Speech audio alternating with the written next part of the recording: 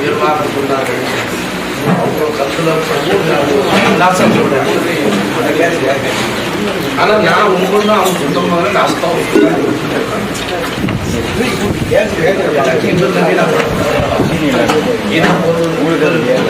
நாளை எங்கப்படி சாப்பிட்டு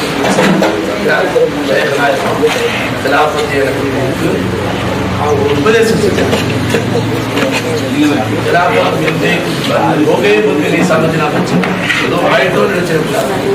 இனி ஆக வேண்டியது இனி தான் ஆக வேண்டியது இருக்குன்னு சொன்னாங்க.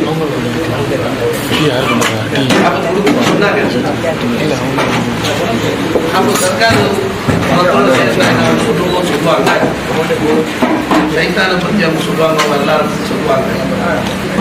குர்ஆன் ஹதீஸை கொண்டு எப்பயுமே சைத்தான் கண்டு சினா செஞ்சா வட்டி வாங்கினா மதுபான கல்விக்கு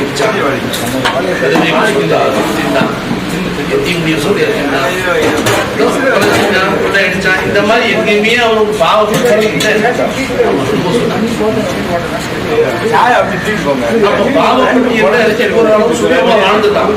மாதிரி மக்கள் எது மற்றமா பாதகம் சேகரிக்கணும் பாவங்கள் அவன் செய்யல.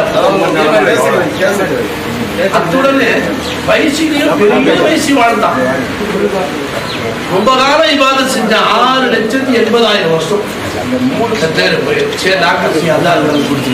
அப்படின்னு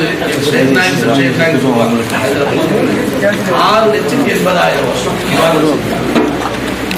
எந்த அளவுக்கு அவருடைய அந்தஸ்தும் அல்லா உயர்த்தி மலக்குமார்களுக்கே உஸ்தாதாக இருக்கக்கூடிய அளவுக்கு அவருடைய மகாமாத்துக்கு அந்தஸ்து அல்லா உயர்த்தி வச்சான். அப்போ அந்தஸ்துலயே உயர்ந்தவன், அமல்லையும் அதிகமா அமல் செய்தவன். அவ்வளவு பெரிய வயசு யாருக்குமே கிடையாது. அவ்வளவு வயசு வாழ்ந்து அமல் செஞ்சவன். ஹதீஸ்ல வருது, பூமியில அவன் நெத்திப்படாத இடமே இல்லை. அவ்வளவு பூமியுடைய பல பாகங்கள் அவன் சஜா செஞ்சிருக்கான் அப்படின்னு சொல்லிட்டு வருவார். அப்ப சொல்லி என்ன செய்யறேன் சொன்னாங்க, இவ்வளவு நெருக்கமா போனவன், இவ்வளவு குடும்பல போனவன் கெட்டு போனதுக்கு காரணம் ஒண்ணு இருக்குல்ல. எந்த பாவத்துக்கு அந்த அவனுக்கு இவ்வளவு பெரிய தண்டனை அப்படின்னு பார்த்து சர்க்கார் சொன்னாங்க. அல்லாஹ் அன்றைக்கு அவனுக்கு எனக்கு ஒரு செஞ்சா செய்ய சொல்லியிருந்தா ஏன்னா அல்லாவுக்கு செஞ்சா செய்யக்கூடாதுன்னு நோக்கம் இல்லை. அல்லாவுடைய உத்தரவுக்கு மாறு செய்யுங்கிற ஆசையும் கற்பல இல்லை. அப்படி இருந்து 6,80,000 வருஷம் அல்லாவுடைய உத்தரவுக்கு தரசாச்சிருக்க மாட்டான். அப்ப அல்லாவுடைய உத்தரவுக்கு மாறு செய்யுங்கிற ஆசையும் இல்லை, அல்லாவுக்கு தலைசாய்க்க என்ற எண்ணமும் இல்லை. அப்படி இருந்து இவ்வளவு நேரம் அல்லாவுடைய உத்தரவுக்கு தலை சாய்த்தவன் 6,80,000 வருஷம். அன்று மட்டும் அவன் ஏன் மறுத்தான்? ஒரு கேள்வி வருமா வராதுங்களா? இவ்வளவு காலம் அல்லாவுடைய உத்தரவுக்கு தலை சாய்ச்சவன் ஏன் மறுத்தான் அப்படின்னு கேட்டு சர்க்கார் சொன்னாங்க. அவன் அல்லாவுக்கு சஜ்ஜாசி சொல்லிதான் எல்லாரோட மறுமாரோட முந்தி விழுந்துருப்பான். ஆனா முஸ்துதி ஆதமே மறுத்துட்டான். அப்ப அவன் கொள்கை என்னமா, உன்னை மதிப்பேன், நான் உனக்கு தலை சாய்ப்பேன், உன்னை கண்ணியப்படுத்தினேன், இவருடைய கண்ணியத்தை நான் ஏற்றுக்கொள்ள மாட்டேன். சையதுனா ஆதம் அலைஹிஸ்ஸலாம் அவர்களை அல்லாஹ் கண்ணியப்படுத்தும் போது அவருடைய கண்ணியத்தை அவன் மறுத்தான், ஏற்றுக்கொள்ள மறுத்தான். இதான் அவன் செஞ்ச பாவம். வேற ஒரு பாவம் என்ன பண்ண? நீங்க சொல்லுங்க, அவனுடைய வேலை என்ன? குர்ஆன்ல சொல்லுது. குர்ஆன்ல என்ன வருது? அல்லாஹ்வுக்கு மாறு செய்யுங்கள்,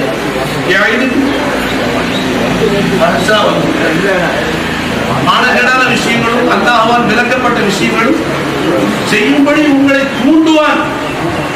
நீ செய்த அதை செஞ்சதாக வரலாறு கேட்டாங்க. என்ன பார்த்து மஜ்லிஸ்ல பலரும் உட்கார்ந்து இருக்காங்க, முகாத்திப் நான் உட்கார்ந்து இருக்கேன் பார்த்து சொன்னாங்க. அவனுக்கு தூண்டுறது தாப்பா வேற. அல்லாஹ்வுக்கு மாறு செய்யக்கூடிய விஷயங்கள்ல மானகேடான விஷயங்களை செய்யும்படி தூண்டுறது வேற. செய்யறது நாம செய்வோம், அவன் செஞ்சதாக வரலாறு இல்லை. எதிர்காலத்துல செய்வாள் என்றும் இல்லை. அவன் செஞ்ச ஒரே பாவம் என்ன? அல்லாவை மதித்தான். அல்லாஹ் மதிக்க சொன்னவர்களை அவப்பதித்தார்களே. நான் சொல்லி சர்க்கார் ஷேக் நாயக் சொன்னாங்க, அல்லாஹ் தஆலா என்ன செஞ்சுட்டான் பாத்தியா? என்ன மதிச்சிருக்கான்? எனக்கு 6,80,000 வருஷம் சஜ்ஜா செஞ்சிருக்கான், என் உத்தரவுக்கு தலை சாய்ச்சிருக்கான், என்ன உயர்வா விளங்கியிருக்கான். போனா போட்டு நல்லா உடலையே என்ன செஞ்ச? அல்லாஹ் இவ்வளவு காலம் தொழுதே தொழுகை எல்லா வணக்கத்தையும் ஒன்றுமில்லாம ஆக்கி அவனை லானத்து செஞ்சு அவன் சமூகத்தை விட்டு அல்லாஹ் தூக்கி வீசிட்டான். அவன் செஞ்ச பாவம் என்னப்பா, அல்லாஹ் மதிக்க சொன்னவர்களை அவன் மதித்தான். அந்த கூட்டத்துல நம்ம ஆயிடக்கூடாது. அல்லாஹ் நம்ம பாதுகாக்கணும். நான் இங்க என்ன அழுதுட்டு உட்காந்துட்டு யாரு நான் அழுதுட்டு பார்த்தேன். அல்லாஹ் நம்மளை காப்பாற்றினான். அந்த வகையில் அல்லாஹ் நம்மளை காப்பாற்றினான். வலிமார்களை மறுக்கக்கூடிய, அல்லாஹ் மதிக்க சொன்னவர்களை நிராகரிக்கக்கூடிய, அவமதிக்கக்கூடிய அந்த கூட்டத்தில் இல்லாத அல்லாஹ் நம்மளை காப்பாற்றினான். அந்த வகையில நம்ம சிறந்தவர்களா அல்லாஹ் நம்ம சந்ததிகளை அதை விட்டு காப்பாற்றணும். இன்னைக்கு அந்த மாதிரி கூட்டம் தான் பெருகி போச்சு.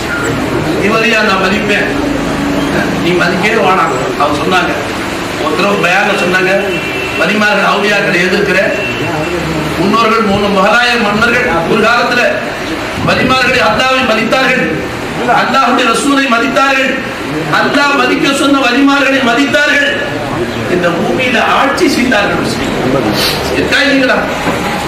கண்ணியமான வாழ்வு அல்லாஹ் கொடுத்தா இவ்வளவு ஜனத்தொகை இந்த ஜனத்தில் பெருக்கம் அப்ப இல்ல, பெருக்கம் இல்ல. அப்போ சொற்ப மக்கள் வாழ்ந்த காலம், குறைவாக வாழ்ந்த காலத்துல அல்லாஹ் ஆட்சியை கொடுத்த மலாய மன்னர்கள் ஆட்சி செஞ்சாங்க அப்படின்னு சொல்றோம். சீரழிஞ்சு சின்னாபின்னமா போயிருக்கிறதுக்கு காரணம் என்ன அப்படின்னு சொன்னா, அல்லாஹ்வை அவமதிக்கும் இரண்டாவது வலிமார்களை, அல்லாஹ் சொன்ன நல்லவர்களை, பெற்றோர்களை, அவுலியாக்களை, உலமாக்களை, மகான்களை அவமதிக்கக்கூடிய கூட்டம் அதிகமா போயிடுச்சுப்பாங்க. பாருங்க, நம்ம யாரை மதிக்கிறோமோ அவங்க மதிக்கப்படும். என் சேகநாயகம் வந்து அவங்களுடைய முன்னாள் சேகநாயகம் அவங்க உட்காந்துருக்கிற போட்டோ நாம வச்சிருக்கேன். அதை பார்க்கும்போதுலாம் இனி நாம் அப்படி வாழவா போகணும். அவ்வளவு அதற்கு அவ்வளவு பணியும் அவங்க முன்னால அவங்க போன பிறகு அவங்க முன்னால வந்துட்டா அவங்க கல்வி சந்தோஷப்பட்ட அவங்க துவாவாங்க.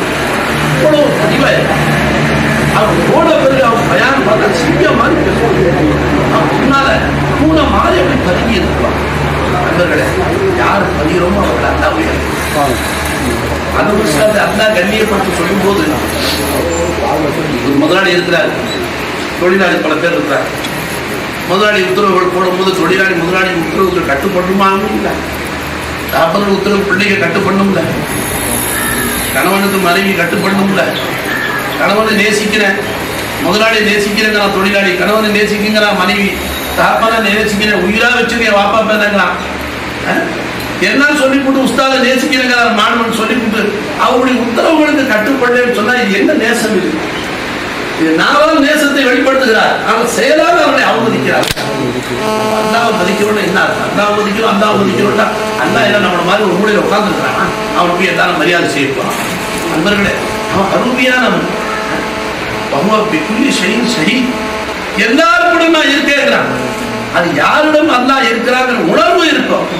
சதா அல்லாஹ் கூட இருக்கிறாங்கிற உணர்வோட யார் வாழ்ந்தார்களோ, ஷரியத், குர்ஆன், ஹதீஸ், சுன்னத் முறையாக விளங்கி அல்லாஹ்வுடைய மையத்துடைய எதிராக வாழக்கூடியவர்கள், அவர்களை பார்க்கும்போது தானா ஒரு மரியாதை வரும். அப்படி மரியாதை வரலன்னு சொன்னா அவன் இப்லீஸுடைய சந்ததிகள் தான் அர்த்தம். என்ன பாவம் செஞ்சாப்பா, நீ நான் மதிப்பு அவுலியாக்களை அவங்க பயான்ல சொல்றாங்க, நீ எங்க மதிக்க போற? அப்ப இப்லீஸ் அப்பவே மதிக்கணும், அவன் சந்ததி நீ எங்க மதிக்க போறேன்னு கொடுத்துரும். கோபமா பயான்ல சொன்னாங்க. நண்பர்களே, அல்லாஹ் தஆலா பாதுகாப்பு. நீங்க எங்க சர்க்காருடைய உருசு விழாவுடைய நோட்டீஸ்ல நான் போடும்போது கடைசியில என் ஃபகீருடைய ஒரு வாசகம் இருக்கு. அல்லாஹையும் அல்லாஹுடைய ரசூலையும் மதிப்பதுடன் அல்லாஹ் யாரையெல்லாம் மதிக்க சொன்னானோ அவர்களை மதிக்கக்கூடிய நல்லடியார்கள் கூட்டத்தில் அல்லாஹ் நம்மை சேர்த்து வைப்பானாக. அல்லாஹையும் அல்லாஹுடைய ரசூலையும் மதித்துவிட்டு, அல்லாஹ்வை மதித்துவிட்டு அல்லாஹ் சொன்னவர்களை மதிக்க தவறிய சைத்தானிய கூட்டத்தில் சேர்வதை விட்டு அல்லாஹ் பாதுகாப்பானாக. இது நான் நோட்டீஸில் ஒரு வார்த்தை எழுதுகிறோம். நம்ம பக்கத்தில் உள்ள கூட்டங்கள்லாம் நிறையா நண்பர்களை கண்ணியை நம்ம தேடி நம்ம யார் அல்லாஹ்வை கண்ணியப்படுத்த அல்லாஹ்வுடைய சட்டத்திட்டங்களுக்கு தலை சாய்ப்போமே. ஆனால் கண்ணியம் நம்மளை தேடி யாருக்கு மகான்கள் யார், வலிமார்கள் யார், வலிமார்கள் அலாமத்து என்ன? நாம் சமுதாயத்தில் பல பேர் உலமாக்கள் பெருமக்கள் நீங்கள் விளங்கியிருக்கிறீங்க. விளங்காத மக்கள் அவரையான்னு சொன்னால் ஒரு ஓலை பிடிச்சியில் இருக்கணும், கிழிஞ்ச சட்டை போட்டுருக்கணும், ஒருவேளை திண்டு மறுவேளை பட்னியா இருக்கணும். எங்கே இருக்கு தலீல்? எங்கே இருக்கு? தலீல் எங்கேயாவது இருக்கா? அதாவது அவரியாய் முக்தலிஃபத்தும் ஒவ்வொரு வலிமாரக்கூடிய அந்த ஹாலாத்துக்கு பார்த்தீங்கன்னா பல மாதிரியா இருந்திருக்கும். ஆனால் சட்டம் இல்லை, இது கானூன் இல்லை. கண்ணியமான வாழ்வு ரிஸ்க் இல்லாமல் ரிஸ்குன் கரீமுங்கிறான்டா. ரிஸ்கே கரீம் என்று சொன்னால்